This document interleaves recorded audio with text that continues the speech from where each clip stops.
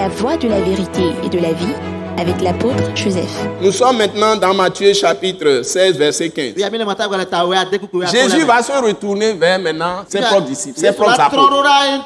Il dit, et vous, leur dit-il, qui dites-vous que je suis? Alors, mais qu'est-ce qu'il est globé mignon? Mais qu'est-ce qu'il a globé mignon? Et il répond. Ça, les gens vont répondre, mais il y a un qui est toujours audacieux et qui prend toujours la parole sans peur. Et verset 16 dit, Simon Pierre répondit, tu es le Fils, tu es le Christ, le Fils du Dieu vivant. Alléluia. Amen. Tu es le Christ, le Fils du Dieu vivant. Jésus, reprenant la parole, lui dit, tu es heureux, tu es béni, Simon, fils de Jonas. Car ce ne sont pas la chair et le sang qui t'ont révélé cela. Mais c'est mon Père, P majuscule. C'est mon Père qui est dans les cieux qui te l'a révélé. Vous voyez? Si les gens sont aujourd'hui en train de confesser que Jésus est leur Seigneur, leur Sauveur, le plus grand secret, que Dieu a révélé, le plus grand mystère que Dieu a révélé, c'est que quand nous écoutons l'évangile de Jésus-Christ, si on prêche cet évangile avec l'Esprit de Dieu, si c'est le Saint-Esprit qui a rempli la personne qui prêche cette parole, et la personne prêche la parole sans pensées humaines, sans pensées humaines, et sans chercher un intérêt quelconque. Dans l'humilité totale. Et prêche dans l'esprit de donner gloire à Dieu seul et au Seigneur Jésus. Le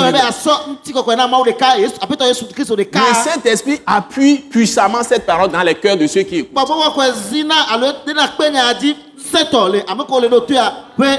Je l'ai expérimenté sur le terrain d'évangélisation.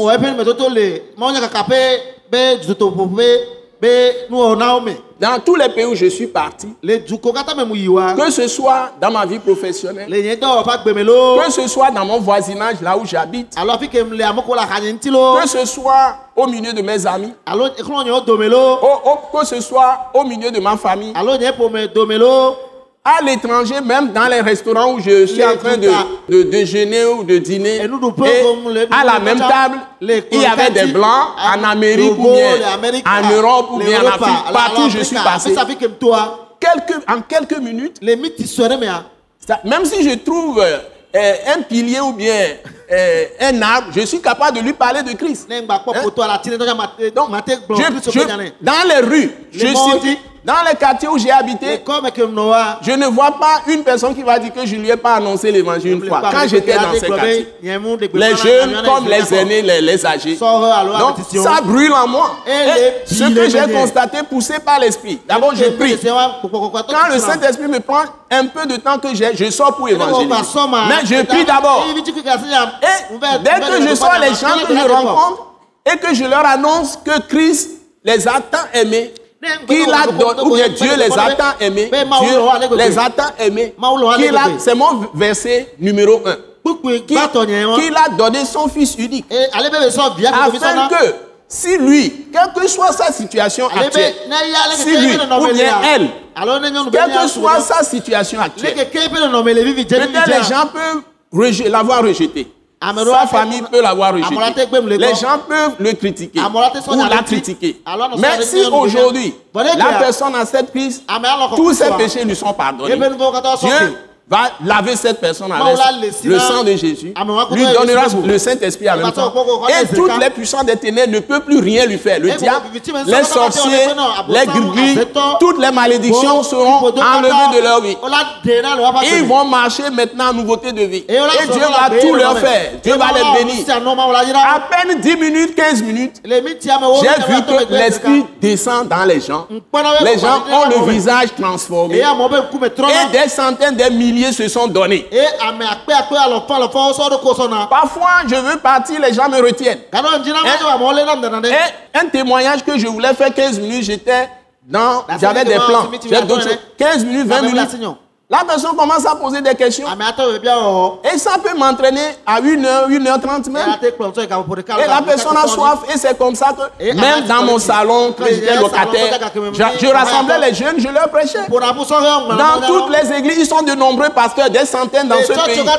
Ils sont partout. Ils sont partout. Donc, la parole elle-même, quand c'est prêché avec l'Esprit de Dieu, avec la foi, a de la puissance. Il suffit que tu sois ouvert. Tu as le cœur purifié par le Saint-Esprit. Le cœur rempli de pureté, une bonne conscience. Le cœur intègre, le cœur de droiture, de justice. Le cœur plein d'amour pour les gens. Passion de gagner les âmes. Et pas un cœur rusé, pas un cœur malin, pas un cœur qui parle mal de ton pasteur à la maison, avec ta femme, pas un cœur qui dénigre ton pasteur et qui n'est jamais d'accord avec l'homme de Dieu, pas un cœur qui critique les autres hommes de Dieu, pas un cœur orgueilleux, rempli d'égoïsme, mais un cœur d'humilité, rempli d'amour, rempli d'obéissance, un cœur qui est humble, qui respecte l'onction des gens, qui ne critique pas les hommes ou bien les femmes, qui est rempli de soumission, un cœur prêt à obéir, à respecter Dieu, à respecter la dignité des gens, à pratiquer la vérité, la justice, l'intégrité, la droiture. Car le fondement du royaume de Dieu, c'est la justice et l'équité. Donc, respecter ce qui revient à chacun. C'est ça l'équité. C'est ça l'équité. Tu n'es pas usurpateur, tu n'es pas voleur, tu ne s'accapares pas des biens d'autrui. Donc si tu es dans l'esprit, dans la soumission totale à Dieu, dans le respect des autres, de leur dignité, et tu as vrai amour, tu seras un élément important que Dieu va utiliser pour gagner les âmes à Christ. C'était le secret de Jésus. Ce message de l'apôtre Joseph Kodouak Bemehin vous est présenté par le mouvement de réveil d'évangélisation, Action toute âme pour Christ international, Attaque internationale. Pour plus d'informations et pour écouter d'autres puissants messages, merci de nous contacter au numéro indicatif 228 90 04 46 70 ou de visiter le site web atacinternational.org. Soyez bénis en Jésus-Christ.